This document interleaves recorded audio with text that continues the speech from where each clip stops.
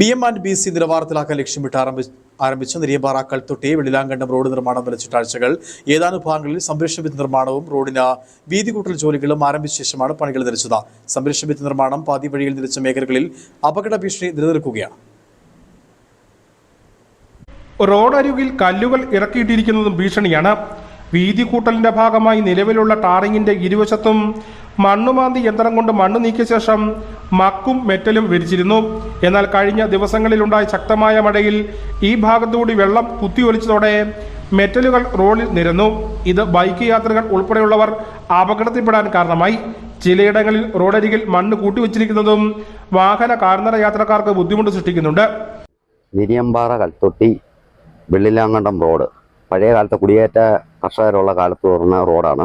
ഈ റോഡിന് കഴിഞ്ഞ പഞ്ചായത്ത് ഇലക്ഷനൊക്കെ മുമ്പ് മന്ത്രി റോഡ് പണിക്ക് ഉദ്ഘാടനം നടത്തി. ആ റോഡ് പണി ഇന്ന് ഇഴഞ്ഞു നീങ്ങുകയാണ്. ഒരു തരത്തിലും റോഡ് പണി പൂർത്തിയായിട്ടില്ല. കലുങ്കുകളൊക്കെ പകുതി പണിതിട്ടിരിക്കുന്നു. ഇതിൻ്റെ നിർമ്മാണ ഉദ്ഘാടനം മന്ത്രി നിർവഹിച്ചതാണ്. ഇതുവരെ ഏറ്റവും കൂടുതൽ ആൾക്കാർ സഞ്ചരിക്കുന്നു. അതുപോലെ തന്നെ നെരിയമ്പാറ സ്കൂൾ പഴയ സ്കൂളാണ്. ആ സ്കൂളിലെ വിദ്യാർത്ഥികളും ഏറ്റവും കൂടുതൽ തോട്ടം തൊഴിലാളികളും ഏലത്തോട്ടം മേഖലയിൽ പണിയെടുക്കുന്ന തൊഴിലാളികളും സഞ്ചരിക്കുന്ന റോഡാണ്. ഈ റോഡിന്റെ നിർമ്മാണ പ്രവർത്തനം ഇഴഞ്ഞു നീങ്ങുകയാണ്.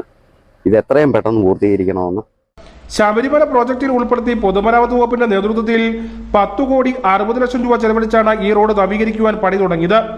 ടൂറിസം മേഖലയ്ക്ക് കൂടി ഗുണകരമാകുമെന്ന പ്രഖ്യാപനത്തോടെ 2025 സെപ്റ്റംബറിൽ അന്നത്തെ പൊതുമരാമത്ത് ടൂറിസം വകുപ്പ് മന്ത്രി PA മുഹമ്മദ് റിയാസാണ് റോഡിന്റെ നവീകരണ പ്രവർത്തികളുടെ ഉദ്ഘാടനം നടത്തിയത്.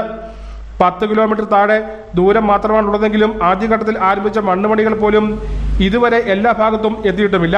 സ്വകാര്യ ബസ്സുകളും ഒട്ടേറെ സ്കൂൾ ബസ്സുകളും ഉൾപ്പെടെ സർവീസ് നടത്തുന്ന പാതയുടെ നിർമ്മാണം നിലച്ചത് ജനങ്ങളെ വലയ്ക്കുകയാണ്. അപകട സാധ്യത ഏറെയുള്ള ഭാഗങ്ങളിൽ പോലും ഏതാനും മീറ്റർ ദൂരത്തിൽ മാത്രമാണ് സംരക്ഷണ ഭിത്തി നിർമ്മിക്കുവാൻ നടപടി ആരംഭിച്ചിട്ടുള്ളത്.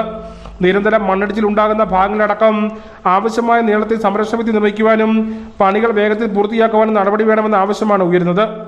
News bureau Kattappana.